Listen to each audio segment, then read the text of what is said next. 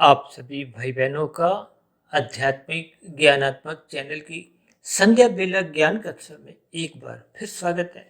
आज की चर्चा का विषय है कर्म और कर्माशय, कि कर्म होने के बाद ही कर्माशय बनता है। लेकिन दूसरी विचित्र बात है, हो सकता है आपको पढ़ने में थोड़ा अजीब सा लग रहा हो। नीचे हमने लिखे हैं स्वयं द्वारा और दूसरों द्वारा, यानी कि जो कर्म हम स्वयं करते हैं उसका तो कर्माशय बनता ही है। लेकिन जो कर्म हम स्वयं ना करते हुए दूसरों से भी करवाते हैं, लेकिन उसमें दिशा निर्देश हमारा स्वयं का होता है, तो फिर ऐसी स्थिति विशेष में अन्यों द्वारा वो किया गया जो एक कर्म है वो भी आपके हमारे खाते में ही चले जाता है। देखिए, इन सभी स्थितियों को आपको हमें एक भावार्थ रूप में समझना होगा। इस स्थिति विशेष को आप एक उदाहरण से समझ सकते हो। जैसे आप कोई एक छोटा मोटा कारखाना लगाते हो, आप स्वयं मेहनत करते हो, उस स्वयं की गई मेहनत द्वारा आप जितना भी उत्पाद तैयार करते हो, तो वो जितना भी उत्पाद तैयार होता है, प्रोडक्शन जितनी भी तैयार होती है, वो आपकी ही गिनी जाती है। और जब आप एक श्रमिक रख देते हो तो वो श्रमिक द्वारा भले ही आप उसको वेतन देते हो, लेकिन वो वेतन लेने पे जितना भी वो उत्पाद पैदा करता है, निकालता है, बनाता है, वो उत्पाद भी किसके खाते में जाता है? वो आपकी कंपनी का ही उत्पाद माना जाता है।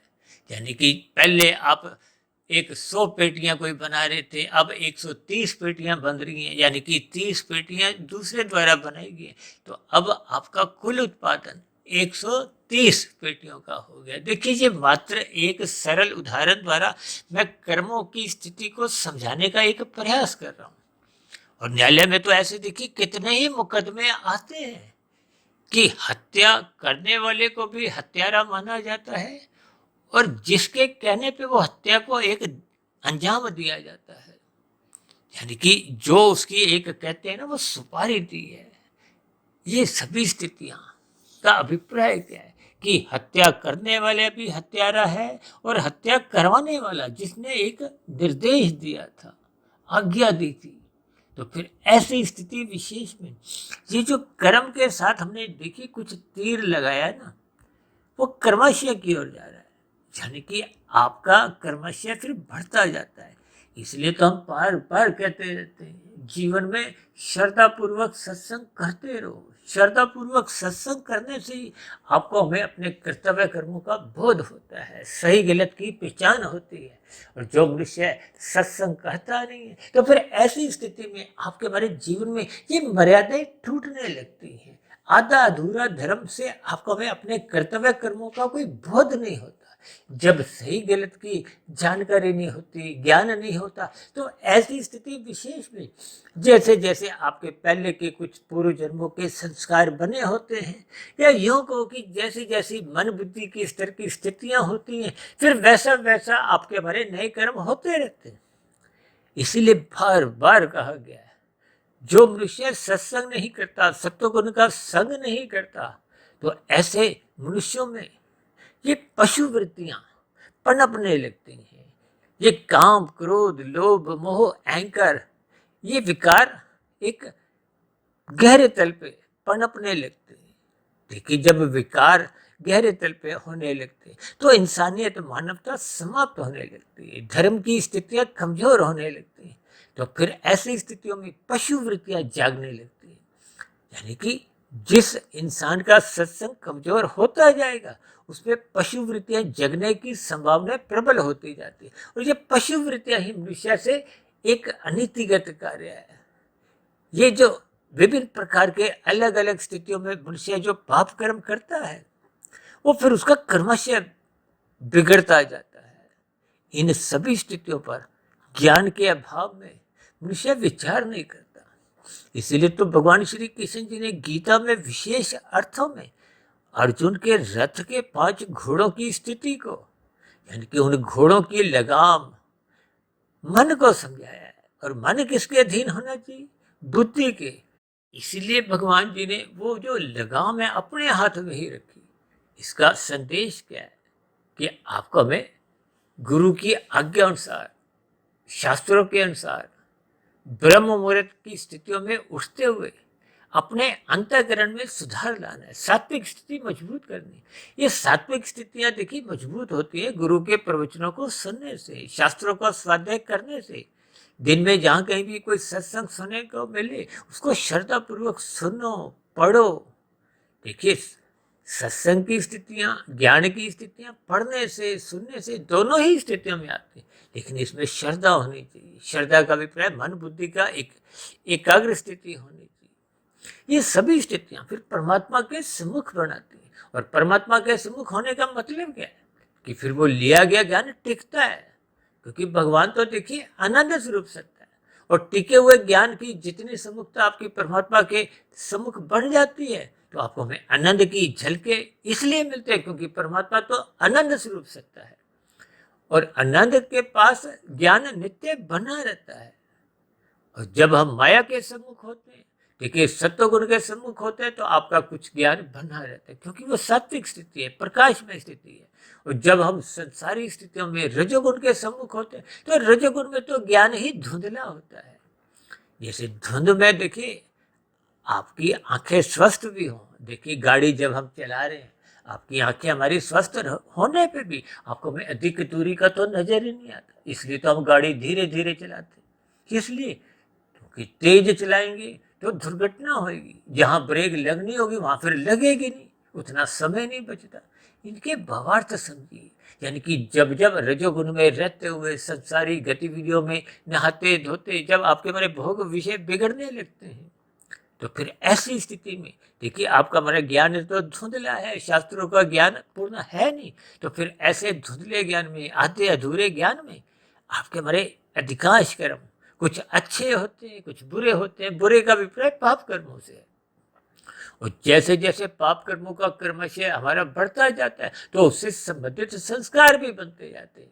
देखिए बुरे संस्कारों से फिर मन बुद्धि में कोई अच्छे विचार नहीं आते, बुरे फुरने आते। और वो उठने वाले जो बुरे फुरने जो मन बुद्धि में आते हैं वो फिर स्थूल शरीर रूपी यंत्र द्वारा, यानी कि 5 ज्ञानेंद्रियों द्वारा भोग विषयों को धक्का देते हैं, भोगने के लिए विवश कर देते हैं, बाध्य कर देते हैं।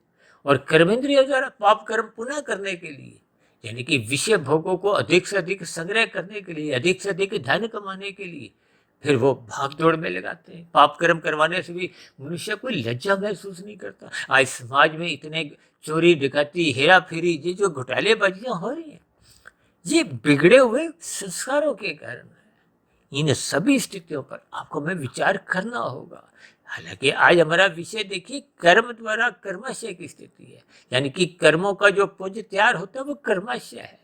और इसमें हम जो स्वयं करते हैं वो भी लिखे जाते हैं, जो हम दूसरों द्वारा करवाते हैं वो भी लिखे जाते हैं। इसलिए इन स्थिति विशेष को ध्यान में रखते हुए आपको स्वयं भी अच्छे कर्म करने हैं, परोपकार के कार्य करने हैं। और जहाँ तक निष्काम भाव के कर्मों की स्थिति है उस स्थिति विशेष में आप जैसे जैसे पहुंच जाते हैं तो फिर आपका हमारा प्रकृति से एक संबंध सकाम भाव से वो कमजोर होने लगता है। तो फिर वो आध्यात्मिक यात्रा, यानी कि जब हम कर्म से फल की इच्छा त्याग देते हैं तो फिर कर्म के साथ फल शब्द हट जाता है और योग शब्द जुड़ जाता है, यानी कि कर्म योग बन जाता है। और उसी कर्म योग को ही निष्काम कर्म कहते हैं, जिसका स्वयं उपदेश भगवान श्री कृष्ण जी ने अर्जुन के माध्यम से आपको हमें दिया। भगवान श्री कृष्ण जी ने तो गीता में स्पष्ट शब्दों में कहा इन 3 गुणों को, तमोगुण, रजोगुण और सत्वगुण की स्थिति में, इसलिए तो कहा जाता है तमोगुण की निंदा करो, ये बुराइयां है, पाप कर्म है, निषेध कर्म है। और रजोगुण के प्रति उपेक्षा रखो। आज 24/7 की स्थितियां ये उपेक्षा की स्थितियां नहीं है, ये तो आप और हम 24 घंटे 7 दिन विषय भोगों को ही पकड़ना चाहते हैं, भोगना चाहते हैं।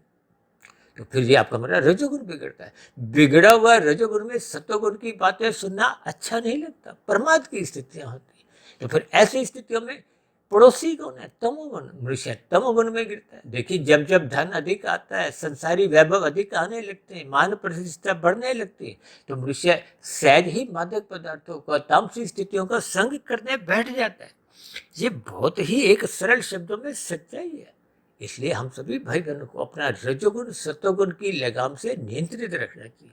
इसलिए तो कहते हैं धर्म को प्रथम स्थान पे बनाए रखो, ये अर्थ और काम ताकि बिगड़ने ना पाए। हम तो बार बार सरल शब्दों में कहते हैं धर्म की चार दीवारी इतनी ऊंची रखो, इतनी मजबूत बनाओ कि ये जो अर्थ और काम है ये उस धर्म की चार दीवारी को कूद ना सके और तोड़ भी ना सके।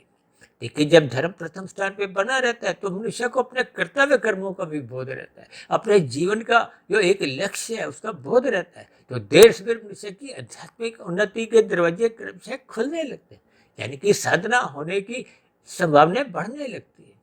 तो ऐसी सभी सार्थक शुभ सात्विक स्थिति आपके हमारे जीवन में भी बनना आरंभ हो, इसके लिए सर्वप्रथम आपको अपने स्वयं के होने वाले कर्मों के प्रति सचेत रहना होगा कि कोई बुरा काम नहीं हो। इसीलिए तो हम बार बार कहते हैं लाल बत्ती पे रुको। ये तो बहुत एक साधारण सी स्थिति है।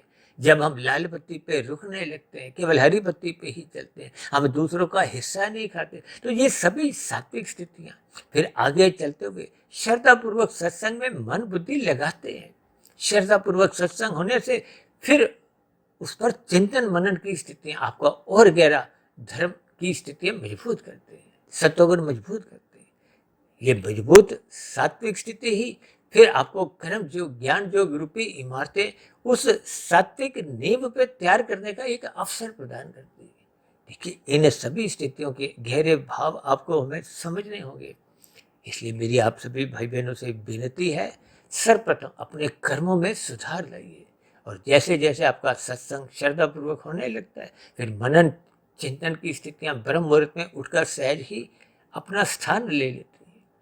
फिर ऐसी स्थिति विशेष में वो कारण शरीर में धीरे धीरे शुभ संस्कार बनने लगते हैं। बुरे संस्कार पहले के जो बने हुए थे अज्ञानता के कारण वो क्रमशः कमजोर होने लगते हैं, समाप्त होने लगते हैं, दग्ध बीज होने लगते हैं। यानी कि कुल मिला के आपके हमारी आध्यात्मिक उन्नति के दरवाजे खुलते जाते हैं। तो ऐसी सभी शुभ सार्थक स्थितियां हम सभी भाई बहनों के जीवन में भी बनना आरंभ हो। इन्हीं शुभ कामनाओं के साथ चर्चा विशेष को अब यहीं विश्राम देते हैं। कल सुबह फिर मिलते हैं ब्रह्म मुहूर्त ज्ञानोपदेश कक्षा में। तब तक आप अपने आध्यात्मिक मित्र सुधीर भाटिया फकीर को इजाजत दें। आप सभी भाई बहनों को बहुत बहुत शुभ रात्रि और सुबह ब्रह्म मुहूर्त में उठने के लिए मेरी ओर से बहुत बहुत शुभकामनाएं, ताकि दिन में जब रजोगुण की स्थितियां होती हैं आपसे हमसे कोई पाप कर्म ना होने पाए। तो इन्हीं शब्दों के साथ अब चर्चा विशेष को यहीं विराम देते हैं। फिर भी चर्चा संबंधित आपके मन में कोई प्रश्न उठ रहा हो, कोई मेरी कही गई बातों पे आपको कोई आपत्ति हो, शिकायत हो, तो आपके प्रश्नों का, सुझावों का और शिकायतों का नीचे दिए गए कमेंट्स बॉक्स पर और प्रश्नोत्तर ज्ञान कक्षा में सदा ही स्वागत है। चर्चा विशेष को ध्यानपूर्वक सुनने के लिए आप सभी भाई बहनों का बहुत बहुत धन्यवाद।